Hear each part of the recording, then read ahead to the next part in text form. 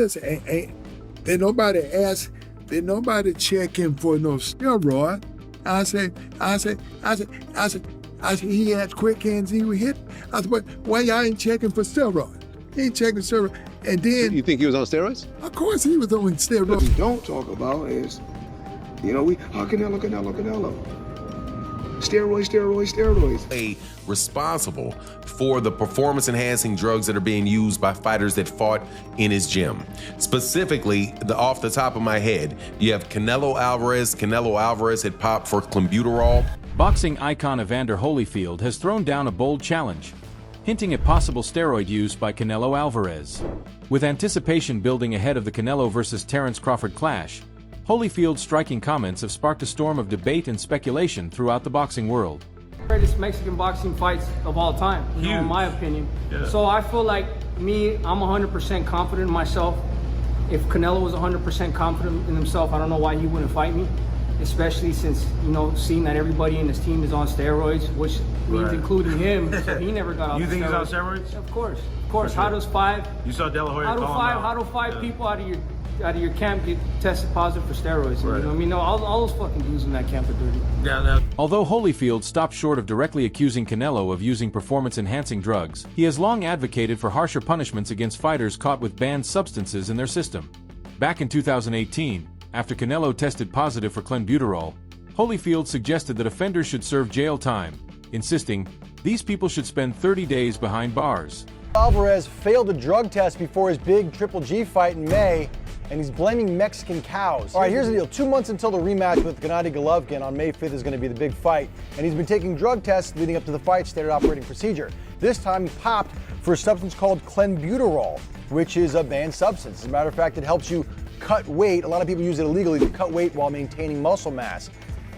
He is saying he did not cheat. He's not a cheater. I did not intentionally take clenbuterol. Problem is, I've been training in Mexico and eating contaminated cow beef. That's what he's saying. There's a problem apparently in Mexico where some of the cattle are being injected with clenbuterol, which helps cows. It's illegal in the United States, but some places outside the United States, even some places in the United States, will use clenbuterol to grow bigger cows, to up the protein content in the meat.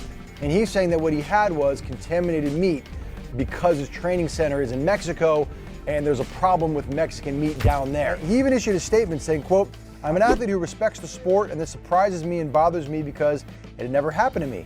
I will submit to all the tests that require me to clarify this embarrassing situation, and I trust in the end the truth will prevail." So far, the fight with Gennady Golovkin is still on. He's still dead set on making that fight. Floyd Mayweather has been vocal in condemning what he sees as a glaring double standard in boxing's approach to steroid use, particularly when it comes to Canelo Alvarez. According to Mayweather, while certain fighters face relentless criticism, others, like Canelo, are shielded due to their commercial appeal and superstar status. He argues that such favoritism erodes the sport's integrity, enabling some to sidestep accountability. Mayweather underscores that PED use is not only outright cheating but also a dangerous practice that jeopardizes fighters' health and damages boxing's credibility. But what we don't talk about is, Canelo.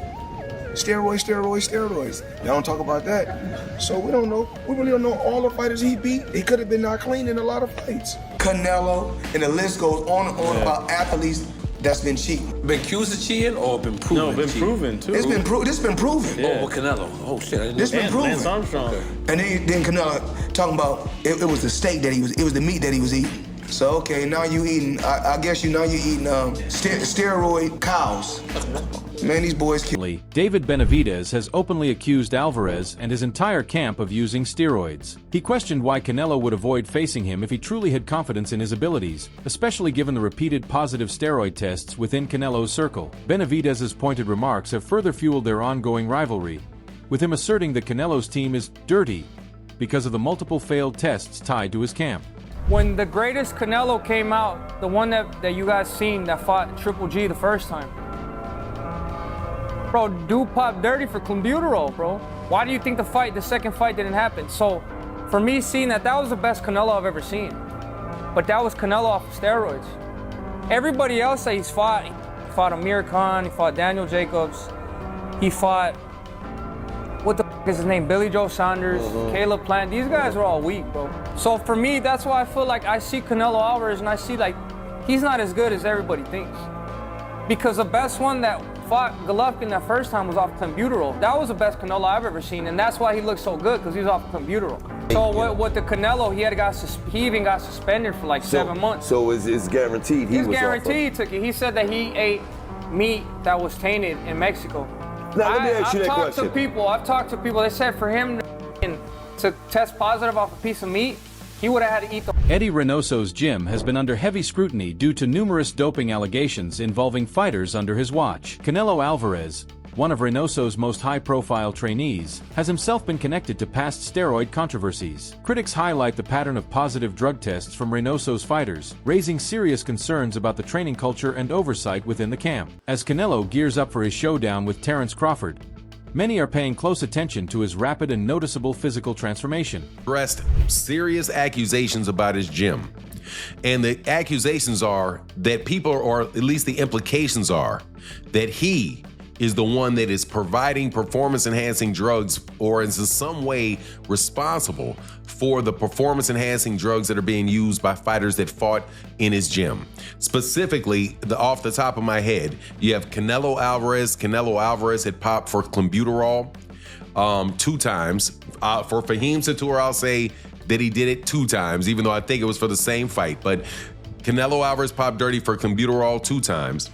You have Luis Nery, who had tested positive, but I think Luis Nery tested positive before he was actually with Eddie Reynoso. Then you have Ryan Garcia, who popped dirty after he left Eddie Reynoso and went over to Derek James. And then you have Oscar Valdez.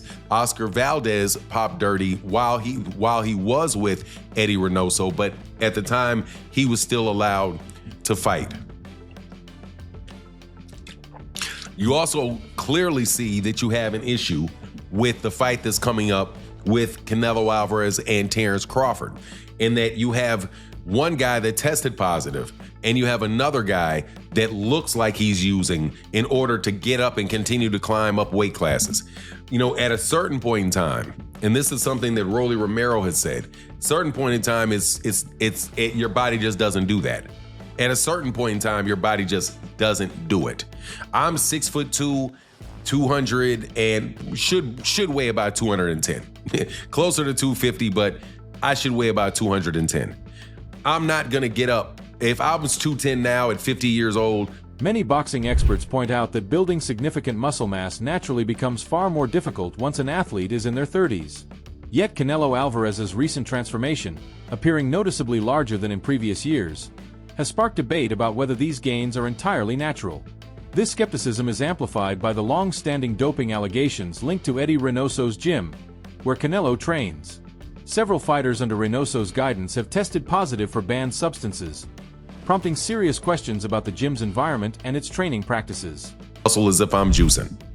If for a 30-year-old, right? You remember, your body grows. Men's body can grow in height and length up until to the extreme in your 20s. By the time you're 20, your height and all that stuff is there, right? Your height and your length. In your mid-20s, you know, by the time you're 29, your musculature is pretty much there.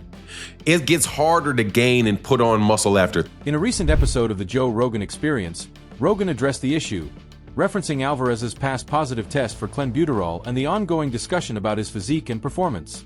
He stressed the importance of transparency and the responsibility athletes have to protect the sport's integrity. Rogan's remarks added fuel to the growing speculation as Alvarez prepares to face Crawford. Among boxing fans, the recent doping accusations against Canelo have come as little surprise, considering his history with performance-enhancing substances, including a suspension for testing positive for clenbuterol. Many see the latest allegations as consistent with his past controversies. What up, everybody? It's your boy MC from MCTV. I wouldn't be surprised if Canelo Alvarez is on steroids right now as we speak and is going to be fully juiced with something that hasn't even hit the market yet. Think about it. He's pretty much a billionaire. He has access to every... Evander Holyfield has openly praised Terence Crawford's exceptional skill set, singling out his impressive power and versatile fighting style. Holyfield highlighted Crawford's ability to fluidly switch between orthodox and southpaw stances, making his movements unpredictable and forcing opponents into constant adjustment. He compared this adaptability to the way life demands continuous change. According to Holyfield, this versatility, combined with Crawford's sharp reflexes, makes him a uniquely dangerous and well-prepared challenger. Going left-handed and right-handed, how do you deal with someone like that? Well, I don't know. There's nobody to switch up on me a lot. So it's hard for me to say, but I know life is about adjustment. You have to make adjustment. To be successful, adjustment is always going to be the difference between how far you going to go. And this is the last one because I just thought of something. Obviously, Fury Usyk, a lot of people are talking about for undisputed. You know, you were a smaller guy, and you almost beat. A lot of people thought you beat Nikolai Valuev, who's even taller. I just did. Even taller than Tyson Fury. How does a small guy Usyk defeat a tall guy like Tyson Fury? Terence Crawford's longtime trainer, Brian Bomac McIntyre, has voiced complete confidence in their fight plan. He explained that their training camp has been methodical and exhaustive, ensuring no detail is overlooked. While acknowledging Canelo's world-class abilities, McIntyre believes Crawford's adaptability and tactical discipline will be the deciding factors in neutralizing the advantages of a naturally bigger opponent.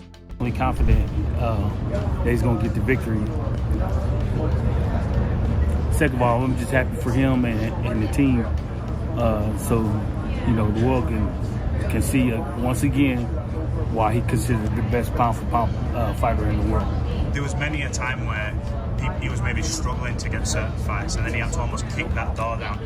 Is it nice to see him sort of getting the fruits of his labour now and getting that generational wealth off the back of what is, obviously it's a hard career boxing, you don't get given anything. Definitely that. Definitely good to see him get, like you say, fruits of his wealth.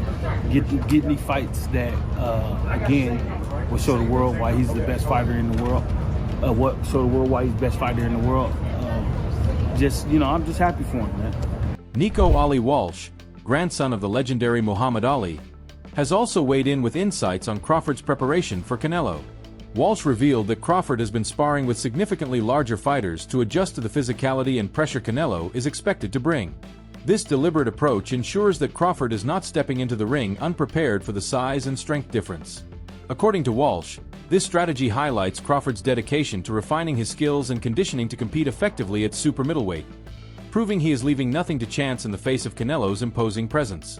20 people with Canelo before Canelo's last fight, but then after Canelo's last fight, it seems like it's more 50-50 now. So everything is just the build-up for that fight is just going to be absolutely magnetizing. Like that fight, it's garnered so much more buzz after Canelo's last fight, and Bud is Bud. He's one of the greatest fighters in boxing history. He is one of the greatest fighters in boxing history. So it's going to be a fight.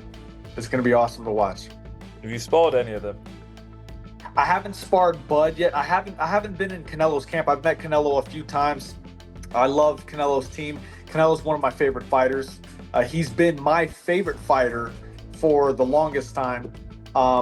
But, you know, I have to be Team Bud because me and Bud are cool, and I have so much belief in Bud, and I know who he is as a fighter. He is one of the greats. So he could do anything, he wants. And being around both of them and seeing how they work and train and things like that, what makes both of them the fighters they are, in your opinion? I've watched Bud, so for Bud in particular, he's calm in everything he does, and that kind of calm is scary to watch because it shows experience. You can see that he's been doing this for decades. You can see it with his shadow boxing. You can see it. Shaquille O'Neal has voiced strong confidence in Terence Crawford's chances of defeating Canelo Alvarez in their upcoming bout. O'Neal praised Crawford's remarkable boxing ability, pointing to his precision, focus, and relentless determination. He believes that Crawford's technical mastery will be the deciding factor in overcoming Canelo's strength and experience. This high-profile endorsement adds to the mounting anticipation surrounding the fight, as fans and analysts continue to debate how the contrasting styles of the two fighters will unfold inside the ring. Everyone's talking about the one fight right now, Terence Crawford versus Canelo. Who do you got? Terence Crawford. Terence Crawford? Yeah. Why? This is the best ever. Really? You think he's the greatest ever? Yeah. Over Ali, Muhammad Ali? I didn't know you were a big Terence Crawford fan like that. You have to understand that there's eras, and in different eras, you can bring out in titles. Like, for example, Joker's the best big man ever. Right. And I don't like. You put Joker over you as the best big man? Oh. Different eras and different time. It's not my era, not my time now. True. It's their time. So he's the greatest big man in the NBA right now. So I let the people decide who's that. But right now, Terence Crawford is the best. So and Floyd, because Floyd has never lost. So how does Terence beat Canelo? Decision? He's or gonna knock him out. He's going to knock Canelo out? Yes, man. So they're going to have the fight at the Vegas Stadium, Raider Stadium. You're going to be there? I heard it was off. No, it's back on. Okay. Now yes, it's back on. It's in September 13th in Vegas. Yeah, I'll be there. You'll be there. Front row? Of course. All right, cool. You're the man. At the same time, several boxing analysts have noted a clear difference in experience between Terence Crawford and Canelo Alvarez, particularly when it comes to their histories in different weight divisions. Crawford, celebrated for his adaptability and ring IQ, is stepping up to super middleweight for the very first time, a leap that brings both opportunity and risk. Canelo, in contrast, has a deep resume in this division, having already unified all major super middleweight titles. There's no Triple G on Bud's resume. There's no Trout on Bud's resume. There's no Daniel Jacobs on Bud's resume. Canelo is the one that's fought the elite level opposition. It's Canelo that fought Laura. There is no Laura on Bud's resume. There is no Laura on Bud's resume. Bud has never faced a multiple division champ. Bud has never faced a multiple division champ. Yeah, but Bud is an elite boxer. So you're an elite boxer, but you haven't fought elite boxer. Trainer Robert Garcia has observed what he describes as a dip in Canelo's explosiveness compared to earlier in his career. Garcia believes this slight decline could provide a critical opening for Crawford. He emphasizes that in boxing, timing can be everything, and Crawford might be stepping in at just the right moment, when Canelo's sharpness is not at its highest. This view paints a scenario where recent form, momentum, and tactical execution could outweigh pure experience. Because it's a fight that most of the people don't give Crawford a chance because of the size, but he's got skills, man. He's got skills. He's got good speed, good footwork. That's why I do give him a chance. You do give? I do give Crawford a chance, of course. Canelo's last few fights, he does his work. He gets work done, but never does that little extra to please or to he knows he doesn't need to anymore, so he's just comfortable enough with just securing the win. He became a businessman, and I think that could be something in favor of. According to respected boxing pundits, Crawford's greatest weapon in this matchup will be his adaptability. Known for seamlessly switching between orthodox and southpaw stances, he disrupts opponents' rhythm, creating unexpected angles and openings. This versatility enables him to dictate pace and exploit weaknesses as they appear. Against Canelo, such adaptability will be vital. Crawford must constantly adjust to his timing, power, and defensive strategy, finding cracks where opportunities are rare. His ability to stay a move ahead in this high-stakes chess match may determine the outcome.